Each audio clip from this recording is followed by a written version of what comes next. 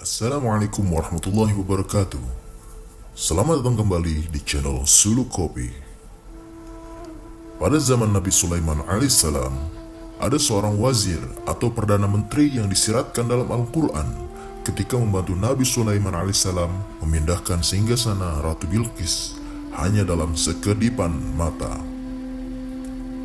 Meskipun namanya tidak disebutkan, akan tetapi banyak ulama yang menafsirkan dan banyak yang merujuk ke satu nama, yaitu Asif bin Barkhia.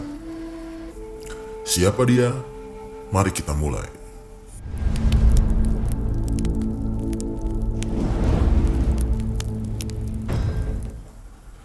Asif bin Barkhia adalah saudara sepupu Nabi Sulaiman. Ayahnya yang bernama Barkhia adalah seorang pangeran, karena kakeknya atau ayah dari Barkhia adalah seorang panglima sekaligus raja dari Bani Israel yang bernama Raja Talut. Lalu, bibinya Asif atau saudara perempuan dari ayahnya menjadi istri Nabi Daud alaihissalam, yang mana Nabi Daud alaihissalam adalah ayah dari Nabi Sulaiman alaihissalam. Sebelum Said Asif bin Barkhia diangkat derajatnya menjadi wali Allah dan menjadi perdana menteri sekaligus penasihat Nabi Sulaiman, dia adalah orang yang suka maksiat. Suatu ketika, Allah menyampaikan wahyu kepada Nabi Sulaiman alaihissalam untuk mengingatkan sepupunya yang bernama Asif bin Barkhia untuk kembali ke jalan yang benar, karena Allah sangat mengasihinya. Lalu, saat mereka bertemu, Nabi Sulaiman menyampaikan apa yang diwahyukan kepada Allah untuknya. Setelah Asif mendengarkan apa yang disampaikan Nabi Sulaiman, ia langsung pergi ke bukit, mengangkat tangannya ke langit dan berdoa untuk meminta ampunan kepada Allah Subhanahu wa Ta'ala dengan cara merayunya. Beginilah kalimat rayuannya agar ia diterima taubatnya oleh Allah Subhanahu wa Ta'ala. Wahai Tuhanku, junjunganku, Engkau ya Engkau, aku ya aku. Bagaimana aku bertobat jika Engkau tidak menerima taubatku? Bagaimana aku minta perlindungan dari dosa, sedangkan Engkau tidak menjagaku? Aku pasti kembali ya Tuhanku. Kurang lebih seperti itulah doa dengan cara meraih Allah.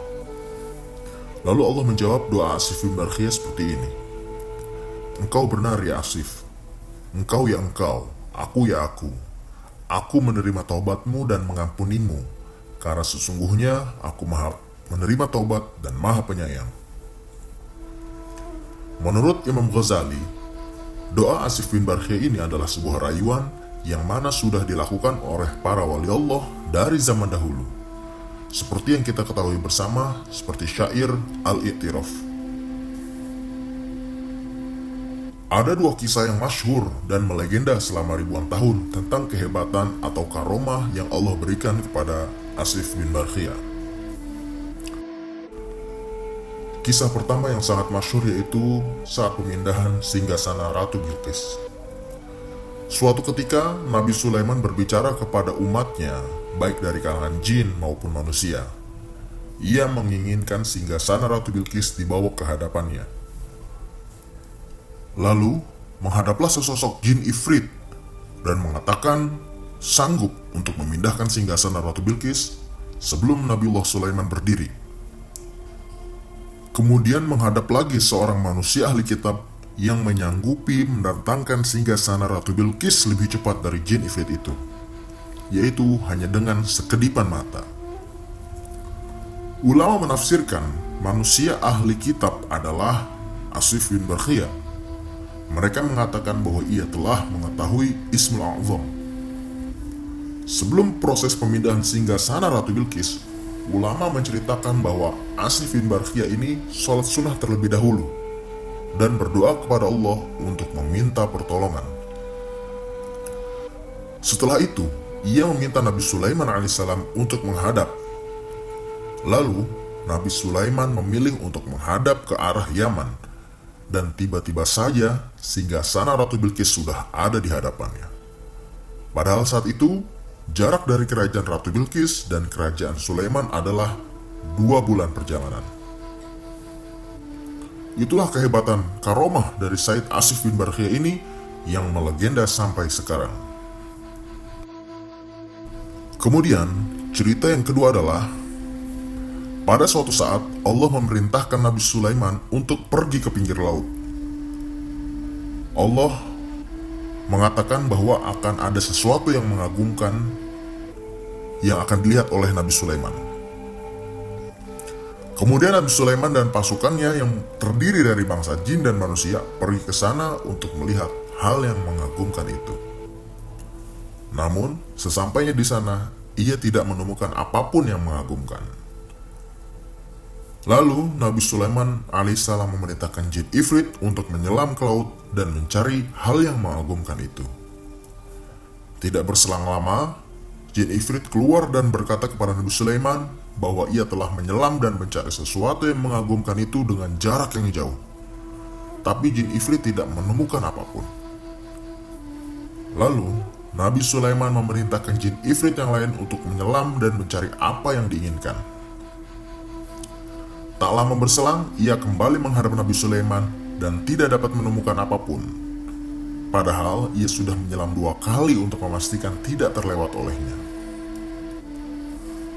Kemudian Nabi Sulaiman memerintahkan Said Asif bin Barkhia ini menyelam untuk mencari sesuatu yang mengagumkan itu.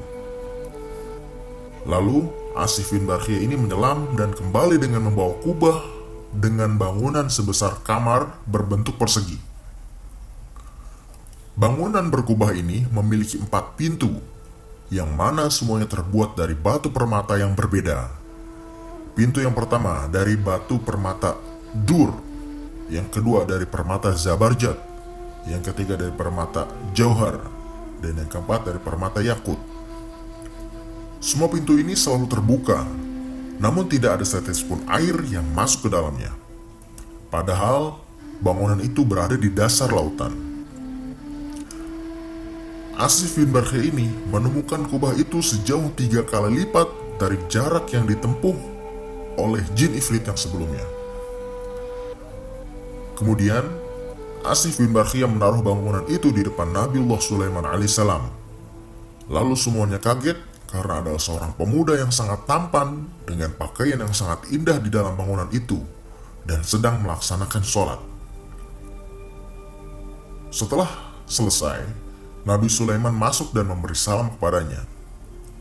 Lalu, Nabi Sulaiman bertanya kepada pemuda itu, kenapa ia bisa tinggal di dalam laut yang sangat dalam. Kemudian pemuda itu menjawab dan bercerita kalau pemuda itu mempunyai kedua orang tua yang sudah sangat sepuh dan uzur. Ayahnya tidak bisa bekerja dan kemana-mana lagi selain duduk. Sedangkan ibunya dalam keadaan buta matanya. Pemuda itu mengurus kedua orang tuanya selama 70 tahun. Suatu ketika, sebelum ibunya meninggal dunia, ibunya sempat berdoa kepada Allah untuk memanjangkan umur anaknya dalam taat kepada Allah. Ayahnya pun juga berdoa untuknya agar ia bisa beribadah di tempat yang tidak pernah diketahui oleh bangsa setan.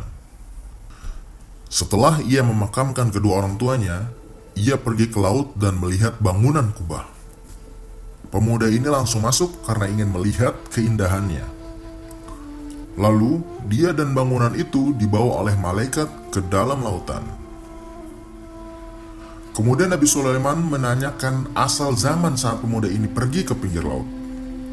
Lalu pemuda ini menjawab, dia berasal dari zaman Nabiullah Ibrahim alaihissalam. Kemudian Nabi Sulaiman menghitung rentang zaman dari zamannya ke zaman Nabi Ibrahim. Kurang lebih sudah berjarak 2400 tahun lamanya. Kemudian Nabi Sulaiman meneruskan pertanyaannya karena rasa penasarannya. Dengan pertanyaan bagaimana ia bisa makan dan minum. Lalu pemuda ini menjawab, setiap harinya ada seekor burung yang membawanya makanan berwarna kuning. Dan rasa makannya ini sangat lezat sekali. Setelah pemuda ini memakan makanan tersebut, maka hilanglah rasa lapar, haus, panas, dingin, ngantuk, dan rasa-rasa lainnya. Lalu Nabi Sulaiman alaihissalam menutup percakapan dengan menawarkan pemuda ini untuk hidup di zamannya bersama Nabi Sulaiman, atau tetap berada di dasar lautan.